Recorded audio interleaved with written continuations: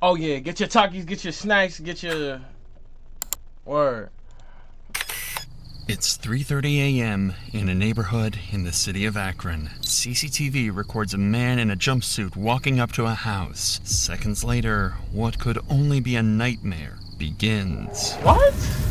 Akron 911. Well, I got a fire going on Fulton Avenue. Oh, I think there's people in the house. it's Man, it's heavy. late. Up here quick. I can feel the heat. The lights are going out. It's burning quick, man. If somebody's in there, they're dead, man. As the flames engulf the house, the mysterious man disappears into the night, leaving a trail of blood behind him. Oh my God. What? Hurry, please. Nah, this Oh, Jesus. The whole OD. house is on fire. As authorities were called to investigate, Hey, it was good, no they way. had no idea what they were stepping into. This would only be the beginning of a series of fatal fires set by a vicious, cold-blooded killer, and detectives would soon find themselves racing against the clock as a serial arsonist hunts for his next victims.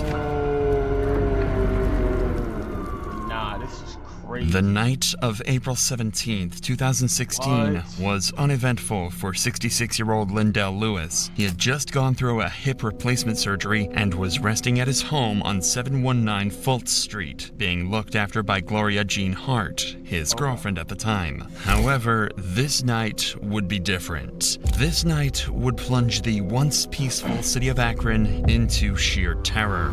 In the early hours of April 18th, What? close to 3:33 a.m., CCTV footage captured a man walking in the direction that led directly to Lindell's house. And moments later, tragedy would strike the house of Lindell Lewis. Because he was in a hurry to escape, this first attempt at setting the house on fire had failed, and the flames died out, prompting the arsonist to make a return for a second time to make sure he finished the job. At around 3:40 a.m. and approximately 3 minutes after this second round of dousing the house with what appears to be gasoline, a raging fire would swallow up the entirety of Lindell's house. This was an early Monday What? morning, and most people in Lane Worcester neighborhood were asleep preparing for work. No one would have been awake to see who this masked arsonist was. More importantly, whoever this was well aware of Lindell's hip surgery, as it had made him wheelchair-ridden and unable to move. This meant that the fire was started knowing that he would never be able to escape. And soon enough, 911 calls would begin pouring in as the fire raged on. Akron 911. Oh, so he knew he was not getting I can low. feel the heat. The lights are going out. It's burning quick, man. If somebody's in there, they're dead, man. You get up here real quick. Hey, they're on their way right now. Presumably, Lindell and his girlfriend were sleeping in their bedroom on the upper floor of the house when the fire initially began. Since the masked arsonist ensured that the fire spread from the ground floor, this meant that by the time they woke up because of the heat and crackling of the fire, they had no escape, especially because Lindell was unable to move by himself. Gloria Oh my most likely God. helped Lindell move from the bed, and the couple retreated to their bedroom in an attempt to get as far away as possible. But all this did was delay the inevitable. As firefighters and EMS arrived at the scene, What? the elderly couple was heard screaming for help from inside their bathroom. No. Even with desperate attempts to save them, it was far too Nah, late. this is This heavy. gasoline Nah, fire he's was far bugging. too He's bugging. violent, He's and the bugging. smoke was Nah, far too he's thick. bugging. Gloria Jean Hart and Lindell Lewis were pronounced dead by the time they were discovered. Oh. A tragedy like this was unheard of in Akron, not only because of the fact that there was now an arsonist on the loose, but because no one knew who his next victim would be. Because as it turns out, Lindell and Gloria were only 2 of his 9 victims to come. The hunt for this masked murderer was on, and soon enough, detectives had a lead. During the night this fire occurred, the suspect had fled in this direction immediately Nah, he's after his getting second low. attempt. This Nah, meant he's that bugging, he's whoever this bugging, he's was bugging, he's lived in bugging. this general vicinity. And considering this, the very first suspect would be Stanley Ford. Stanley was a peculiar man. He often claimed to be a guardian sent by God and would spend his days sleeping so he could stay awake at night to watch over the neighborhood. Additionally, Stanley was also Lindell's neighbor, and the two had spent many years living next to each other. This is why officers were certain that Stanley would react with sorrow when informed of Lindell's death. But when a call was made telling him of the tragedy, something was off. I was calling to follow up with you about the fire across the street. You know, because of the tumultuous history that you and the people in Lindell's house had, everybody is thinking you, right? No, Tanisha, listen to me once again. I do not mess with these people up here. Them guys try to get me to come on and engage with them. Them guys was nasty. They had prostitutes in and out all night. They was dealing with He gotta go. He gotta go. He's capping. People was just bad. He's capping. People. I didn't do nothing He's to capping. them people. Them people were just mean. I mean, listen here. When they moved up here, Tanisha, they stole everything that wasn't bolted down. Well, Mr. Ford, this is my concern. What's your concern? Is that how to make people believe that it wasn't you. Tanisha, you either take my word or you don't. That's all I can tell you. Well, we do have another option. What's that? The polygraph.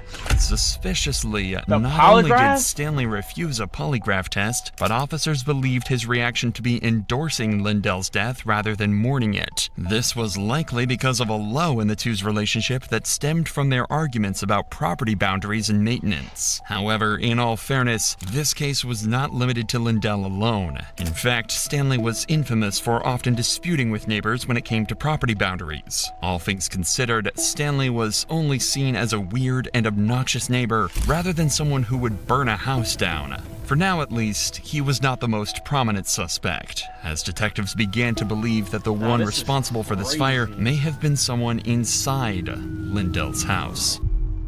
What?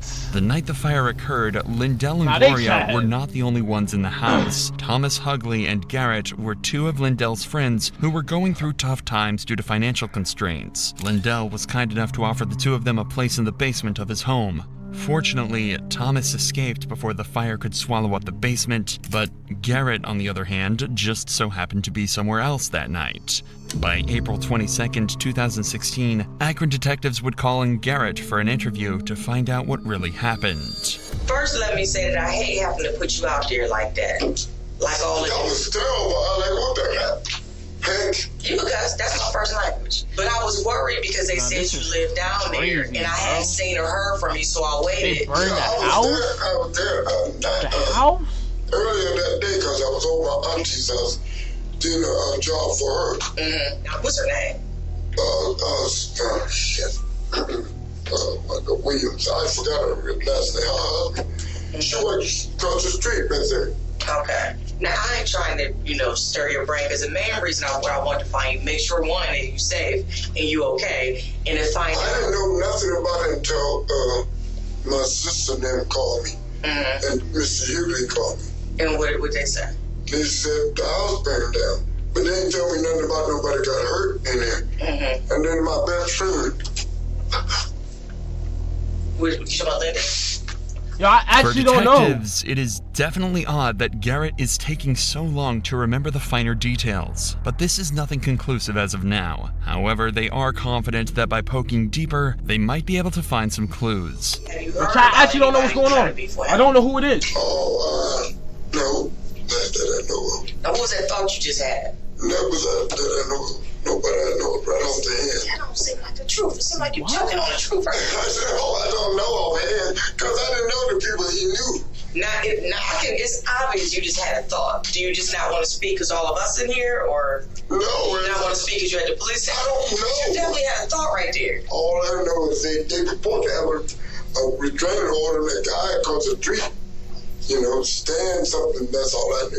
Stanley's name has once again crept into the conversation. In fact, rumors about Lindell and Stanley's conflicts had already spread like wildfire, and he was on his way to becoming suspect number one. But for detectives, this could mean anything. Stanley would alternatively be the most suitable for Garrett to pin his crimes on, a neighbor with a god complex who had frequent conflicts with Lindell. Furthermore, Garrett has not given any details about his alibi. All we know is that during the night of the fire, he was at his aunt's house and was spending time with his niece. This is why detectives would not let up putting pressure on Garrett. You're the only person that ain't even gave a scenario. And that kind of make me suspicious Scenario means. of anything that you might have heard or thought. You're the only one. But I don't know nothing.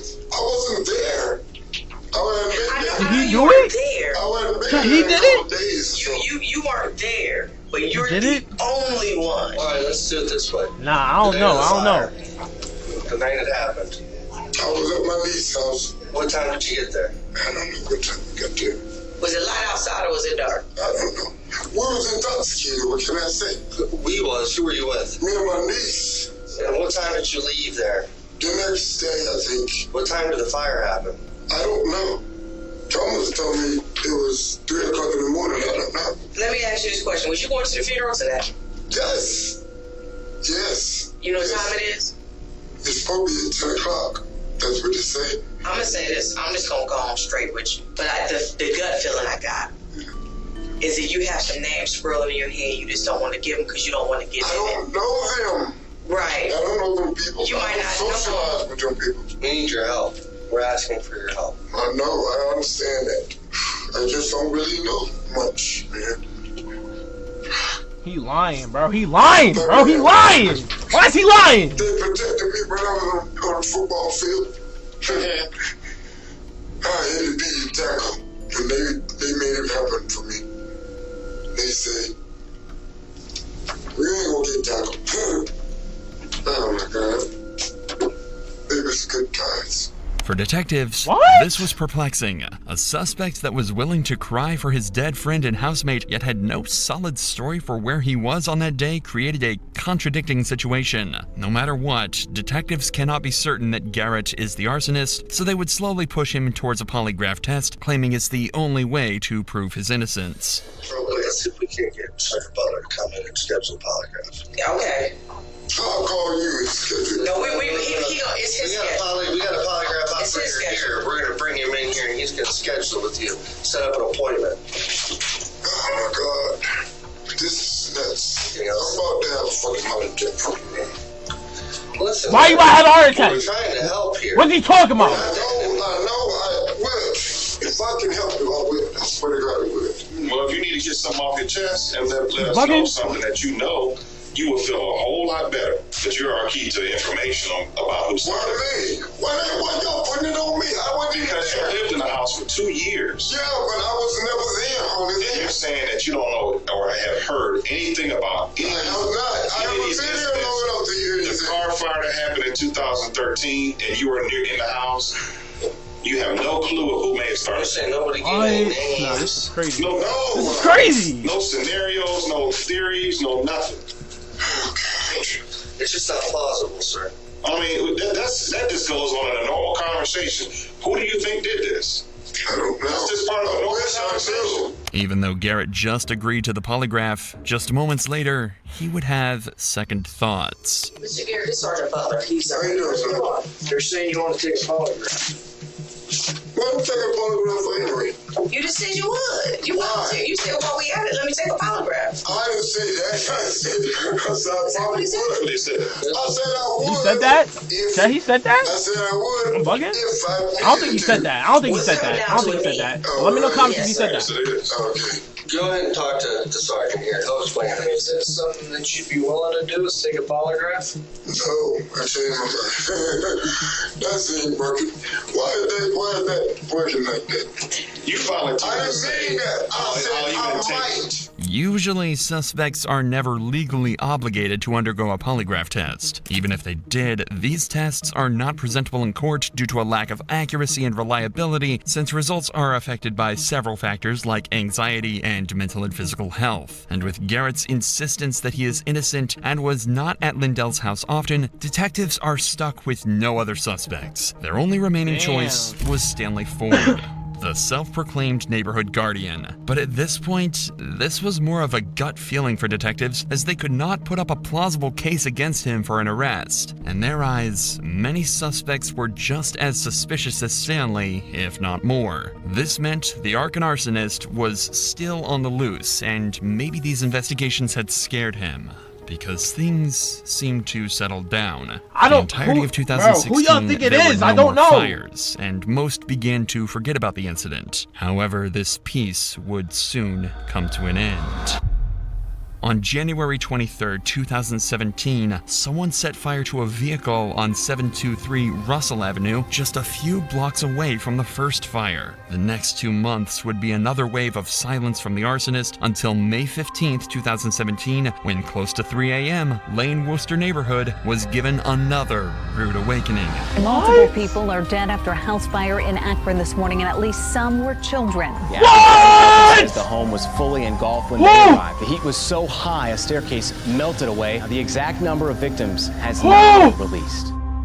The fire on 693 Fultz Avenue had resulted in the death of 7 people. 35-year-old Dennis Huggins and 38-year-old Angela Boggs, along with their 5 children, aged between 16 months and 14 years. This was OD. the second major fire after the Lindell home was burned to a crisp 13 months prior. The fire had started in trash cans placed at the front of the house and spread quickly through the porch into the home. However, this was no accident. According to a forensic analysis, an accelerant identified as gasoline was dumped into the cans. The flames were intense and enveloped the house within seconds. There was no room for escape. And just like the first fire, all 7 victims were found huddled in corners of the home as they had been trapped by the smoke and flames. The bodies had been burnt so badly that the only way to identify them was through a DNA test.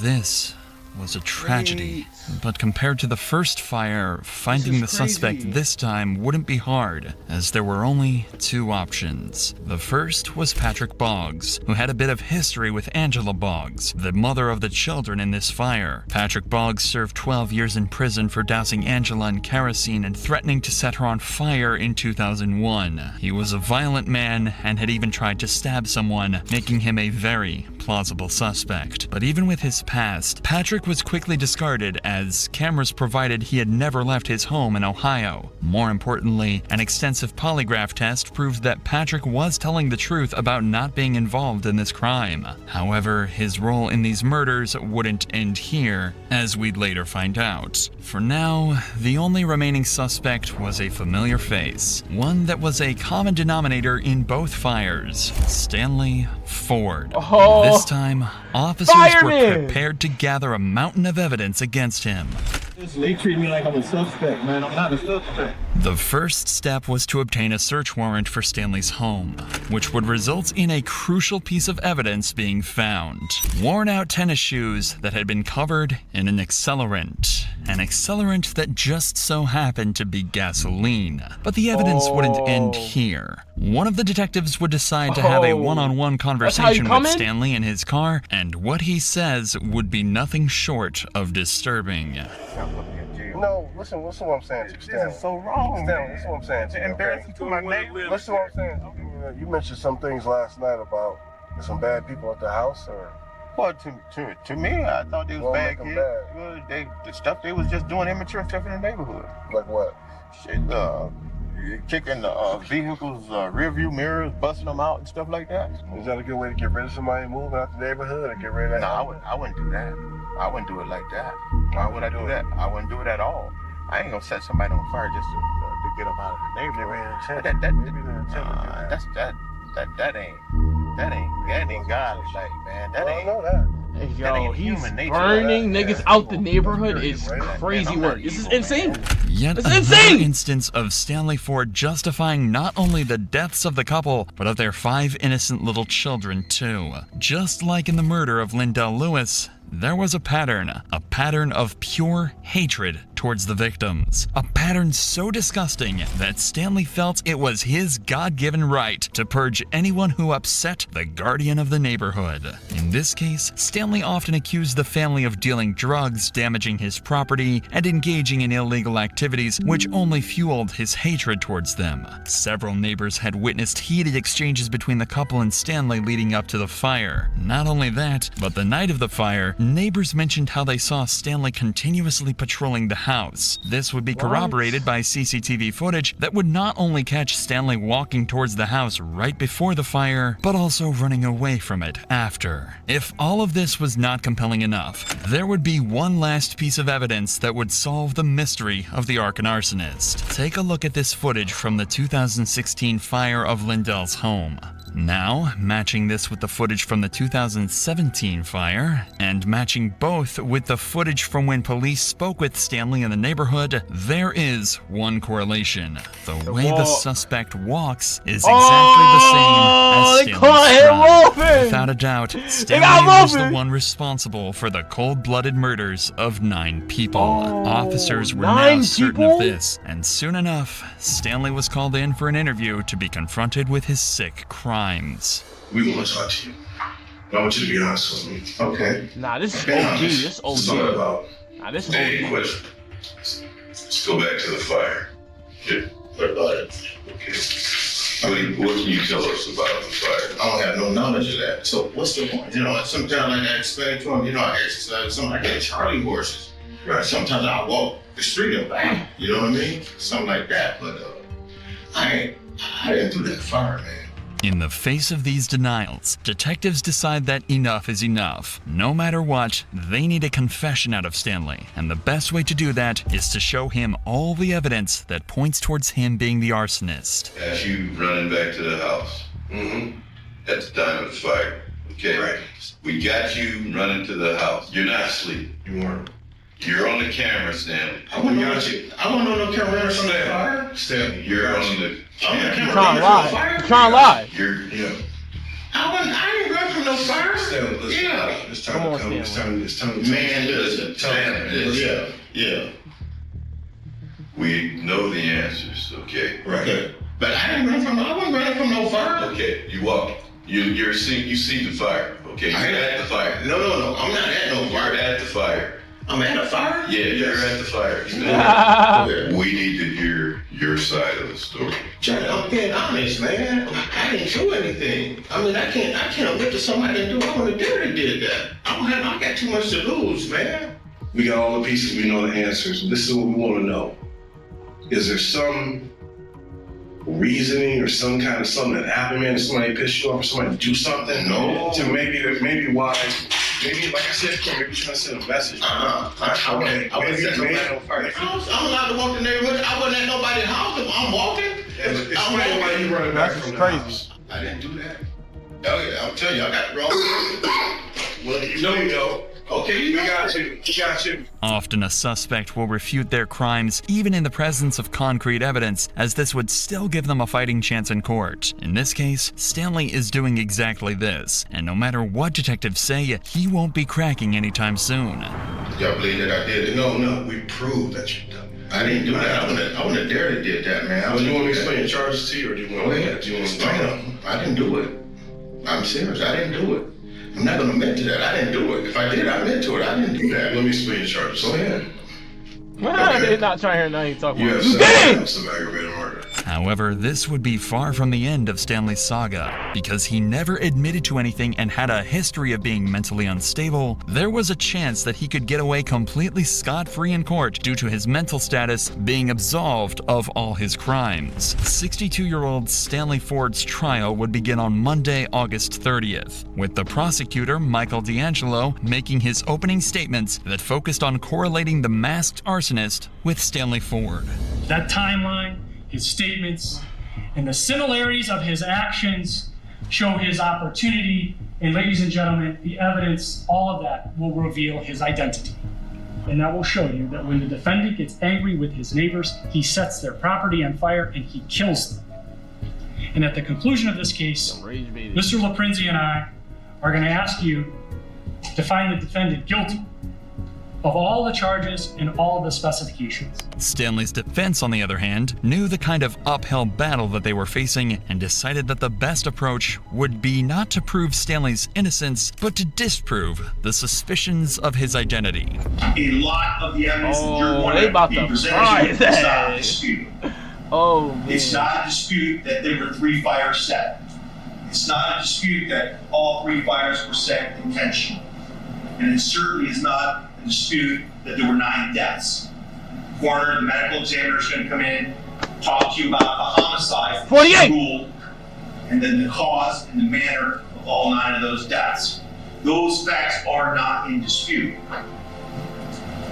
But again, as defense, We told you, and you know that the state of Ohio has the burden of proof to prove each and every element.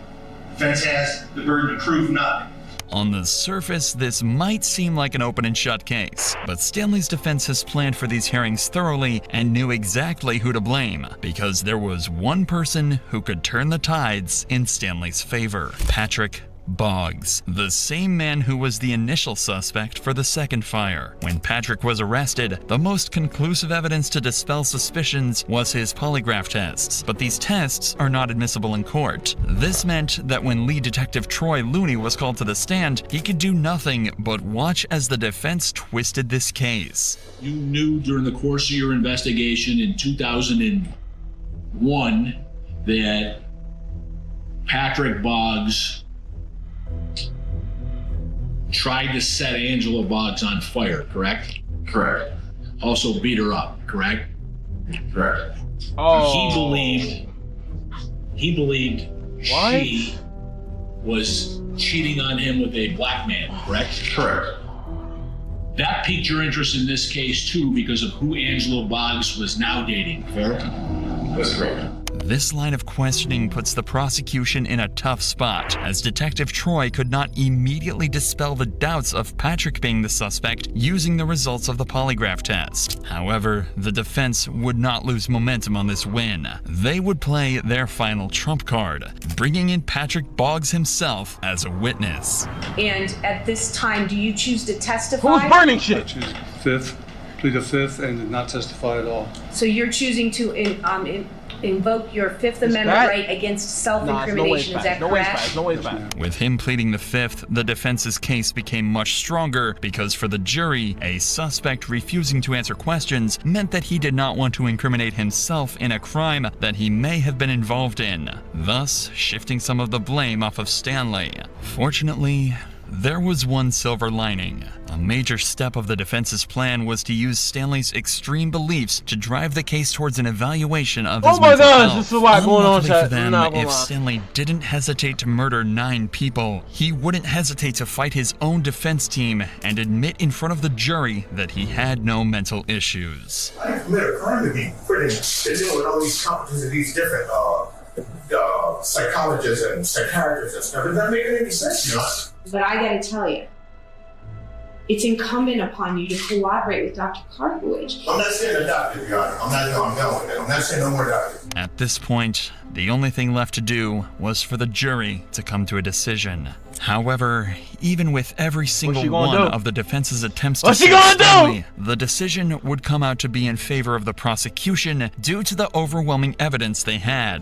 The similar walks of the suspect, recordings of Stanley expressing his hate towards his neighbors, and Stanley running back to his home after the second fire. One verdict, one aggravated murder regarding Angela Boggs.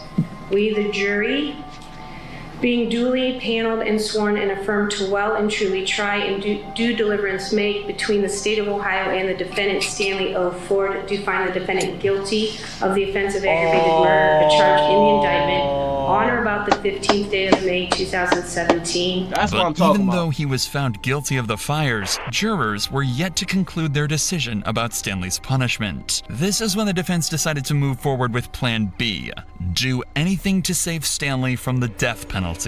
There were a total of 12 jurors, and a unanimous vote was needed to give Stanley the death penalty. Even if one of them disagreed, he would be given a life sentence instead. And on the 12th day of his trial, only 11 of the 12 would vote in favor of the death penalty. The defense was successful in their attempts to save him, as just one juror disagreed, feeling that he should only be given life in jail. But even his life sentence would not be kind to him, because for every single year of his life, he would be reminded of his sick and disgusting crimes. Stanley Ford would receive 9 consecutive life sentences for every single one of his victims, without the possibility of parole, plus an additional 21 years. And to be reminded of his crimes, for every single date of the fire and for every single birthday of the 5 children he murdered, Stanley would be given solitary confinement, a punishment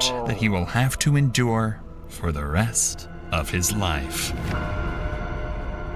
That's crazy. I ain't gonna lie. That shit wasn't even worth it. I would never burn nothing. I wouldn't burn shit. No bullshit. I would never burn nothing. Like, no bullshit. I would never get nothing. That was a crazy ass situation, but damn, 11 people gave him death, but 9 heads. I ain't gonna lie. I would give him death too. No bullshit.